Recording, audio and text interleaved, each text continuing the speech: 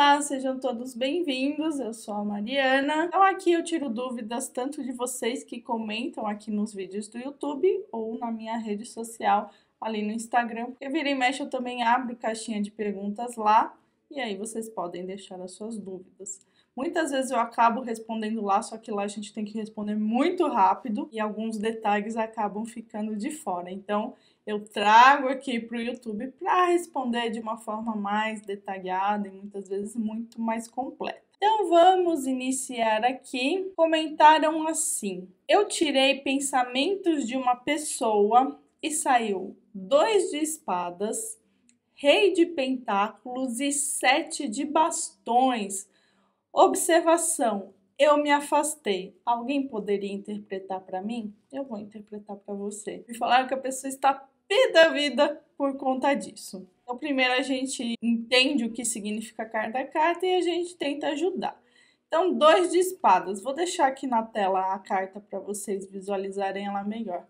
2 de espadas é a carta onde a pessoa está vendada e que mostra o seguinte, que a pessoa não quer ver o problema, a pessoa não quer enxergar, ela sabe que tem um problema, pode ser que seja um problema dela, não sei, a gente tem que saber muito contexto para interpretar as cartas, mas vou tentar de alguma forma com as informações que você me deu. Mas 2 de espadas geralmente fala que a pessoa não quer ver a realidade ali, ela sabe que existe algo, mas ela não quer enxergar. Rei de pentáculos geralmente representa uma pessoa madura, mas pode também, dependendo do caso, representar uma pessoa mais velha, só que uma pessoa muito ligada aí com a materialidade ou então que está muito focada em ganhar dinheiro. E o 7 de bastões geralmente é aquela carta que a gente fala que a pessoa está na defensiva, que muitas vezes ela sente que as outras pessoas atacam ela, então ela só fica na defensiva. Ela falou, né, pensamentos de outra pessoa. Mas só para abrir um parênteses aqui, eu sempre sigo uma coisa que se chama ética do oraculista. Na ética do oraculista, muitas vezes a gente não coloca as cartas para outra pessoa, mas sim o que a gente pode estar fazendo naquela situação. E eu tenho uma abordagem mais orientativa. Na abordagem mais orientativa do tarô, a gente sempre coloca como você pode fazer as coisas, como você pode lidar com essa situação. Aí fecha parênteses. Só que quando a gente está falando de um relacionamento, a gente tem até uma tiragem, que é o Templo de Afrodite, onde a gente vê o que um está sentindo pelo outro, o que um está pensando pelo outro, para ver o que pode harmonizar essa relação. Então, segundo a ética, sim, a gente não tira para terceiros, mas se eu quero ver a minha relação com outra pessoa, aí sim, vamos dizer que eticamente pode ser correto. Mas o que eu diria aqui, se for que a pessoa, te disseram que a pessoa está pé da vida com você. Eu não sei se com essa tiragem você quer que confirme se a pessoa está pé da vida ou não com você.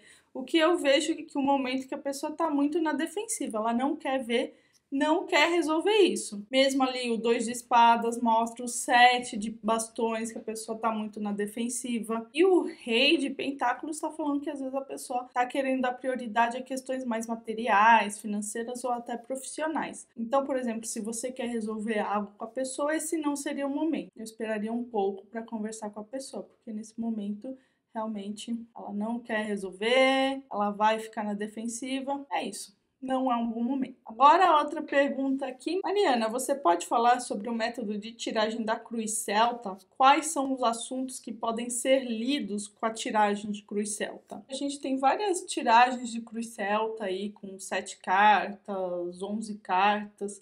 Aqui eu ensino lá no Master Tarot são a de 10 cartas. E só para vocês saberem o contexto disso. O que a gente tem? O que a gente pode verificar numa tiragem de cruz celta? Situação da pessoa no momento presente ou a situação em geral. O que está gerando conflito ou então o que está bloqueando aquela situação. Aí tem a outra que é a carta da cabeça, que é a aparente visão sobre a situação. Então o que está parecendo ser ali superficialmente.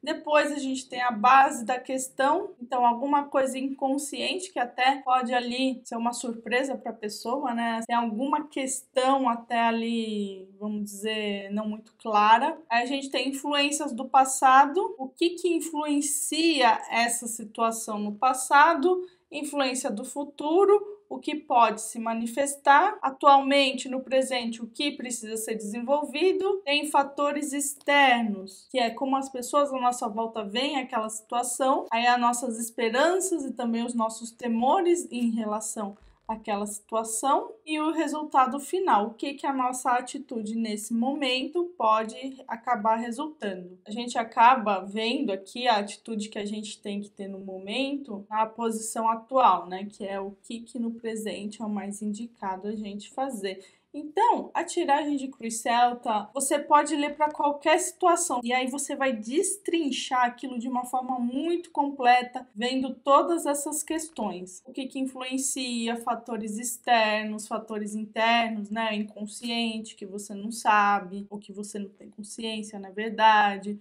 o que você deve fazer. Então, qualquer situação você pode ver.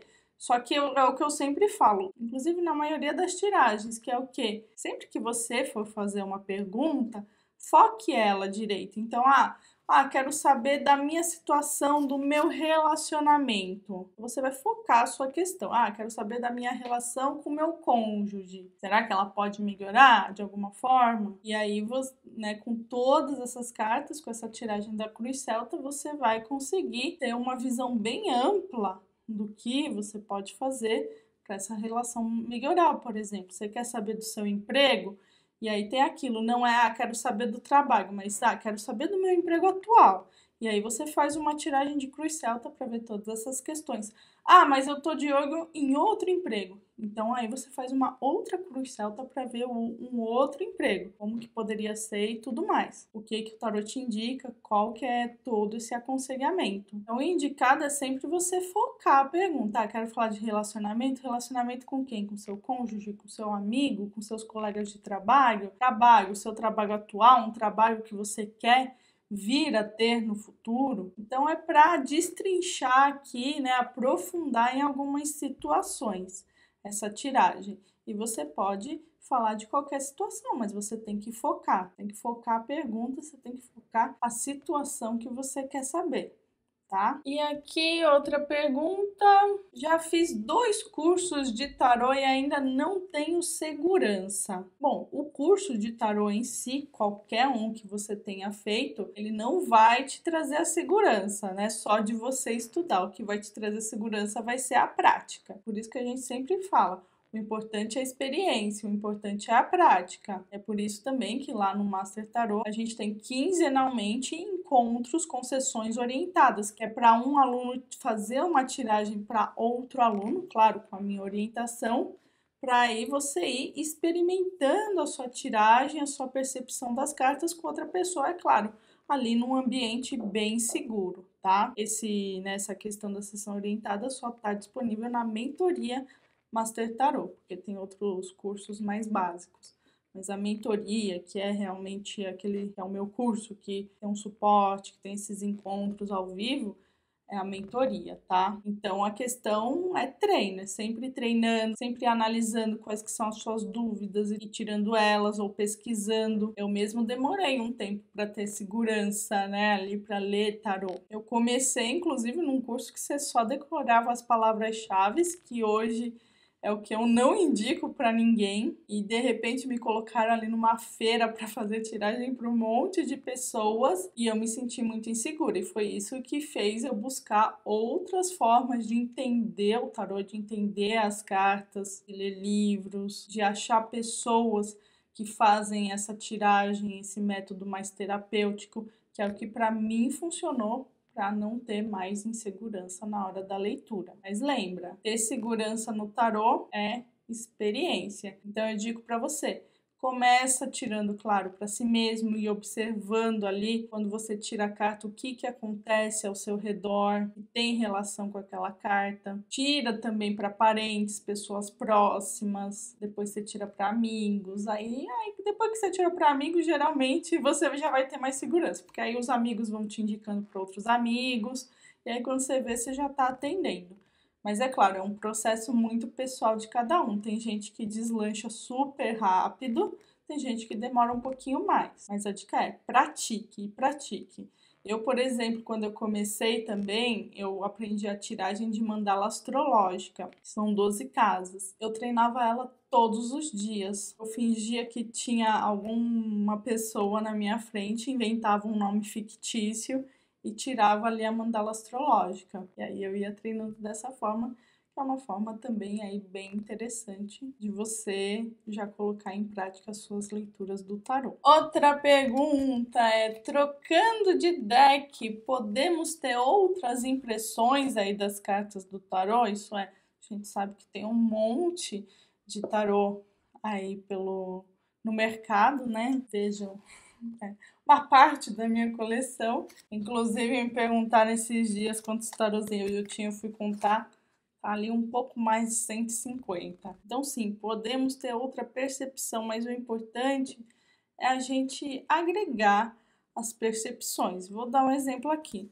O tarô de Waite, que é o que eu geralmente uso, aqui.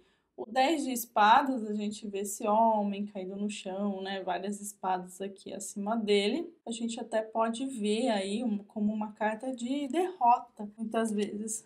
E aqui tá o mesmo 10 de espadas. Só que esse aqui é do tarô Videntes da Luz. Então aqui a gente vê que tem um monte de corvo acima da cabeça dessa moça. Ela tá num lugar de um deserto árido e olhando para o horizonte. E aí você vai falar, então tem significados diferentes quando a gente troca, né, de tarô? Não, não tem significados diferentes. Ele tá mostrando uma percepção diferente da carta, mas a essência é a mesma. 10 de espadas geralmente fala que um sofrimento, um problema tá terminando. E aqui a representação é da pessoa super cansada com isso, que ela tá aí até estirada no chão, derrotada, porque pode ser uma carta de derrota, onde assim, ninguém ganhou esse conflito, ninguém ganhou essa guerra, todos já se cansaram. Inclusive, uma vez uma aluna tirou esse 10 de espadas na carta da semana e ela tinha passado uns 15 dias resfriada. E aí ela colocou que a interpretação dela para essa carta naquela semana era que os sintomas do resfriado estavam indo embora. E realmente foi, que eram sintomas aí bem desagradáveis. Então é algo desagradável passando. E esse 10 de espadas aqui do tarô Videntes da Luz mostra o quê? Eu sempre falo, os 10 em si, né, os números 10 do tarô, eles sempre falam de finalizações. E toda finalização já está intrínseca ali um novo começo. Então aqui é como se ela tivesse deixando toda essa problemática aqui para trás, ela já conseguiu deixar essa problemática para trás e agora ela está olhando para o horizonte procurando um novo rumo. Então a essência da carta permanece a mesma, só que ele mostra facetas diferentes dessa mesma carta. Tá? Por isso que com diferentes decks a gente pode ter diferentes percepções da mesma essência. O significado da carta não muda na maioria das vezes, mas o que muda é o ângulo que a gente vai estar vendo a essência dessa carta. E essas foram as dúvidas aqui para esse vídeo. E se você quer que a sua dúvida seja respondida em um desses vídeos, deixa ela aqui nos comentários. E quer se tornar um profissional do tarô? Também vou deixar o link do Master Tarô aqui embaixo. Até o próximo vídeo.